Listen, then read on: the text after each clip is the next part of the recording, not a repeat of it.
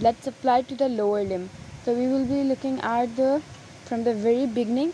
Here we have the abdominal aorta. If you know that abdominal aorta is a continuation of the thoracic aorta, and thoracic aorta is descending aorta from the arch of aorta. Now this is the abdominal aorta at the level of the L4 vertebra. It bifurcates into two common iliac arteries. Now these two common iliac artery bifurcate into external iliac artery and the internal iliac artery. The internal iliac artery gave off four branches: superior gluteal, inferior gluteal, obturator, and internal pudendal artery. Okay, the external iliac also give branch, which is called the deep circumflex iliac and the inferior epigastric. Now after crossing the inguinal ligament, the external iliac become the femoral artery. The branches of femoral artery include superficial circumflex iliac, superficial epigastric, and the superficial external pudendal and the deep external pudendal. Then it gives the branch which is called the profunda femoris artery. Profunda femoris giving a medial circumflex femoral and the lateral circumflex femoral. It is medial to the profunda, then it goes there, and it is already lateral. That's why the name, the medial circumflex femoral and the lateral circumflex femoral. It gives the four perforating branches and then it disintegrates. The lateral circumflex also have the ascending branch, the transverse branch, and the lateral and descending branch. It also have the ascending and the transverse branch.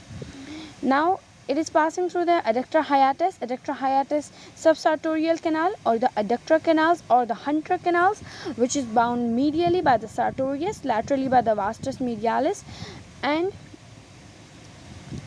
it carries the femoral artery, femoral vein, also the saphenous nerve and the nerve to the vastus medialis.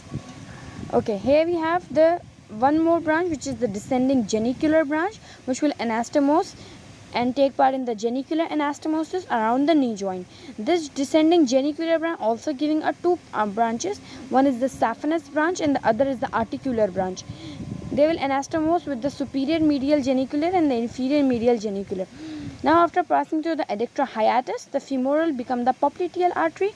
Now this popliteal artery giving a branches: superior medial genicular, inferior medial genicular, superior lateral genicular, inferior lateral genicular. Now it give a branch called the tibial, anterior tibial artery, and the posterior tibial artery.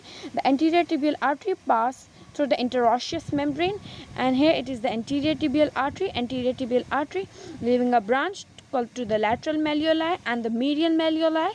After passing the ankle joint, it becomes the dorsalis pedis artery. The dorsalis pedis artery giving the medial tarsal branch and the lateral tarsal branch.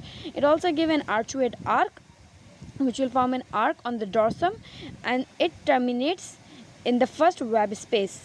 Here there will be the tendon of the extensor hallucis, and here will be the tendon of the extensor digitorum. Now it will give a branches called the dorsal metatarsal arteries and the dorsal digital arteries. Now the posterior tibial artery, it gives a branch called the perforating branch of the fibular. It is the fibular artery, and this is the perforating branch of fibula, which is anastomosing with the anterior tibial artery. Here the posterior tibial artery, it passes through the tarsal tunnel, and it gives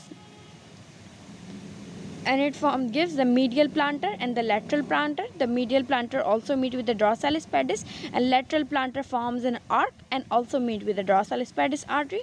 It form a deep plantar arc, and it also gives palmar metacarpal arteries and the palmar digital arteries.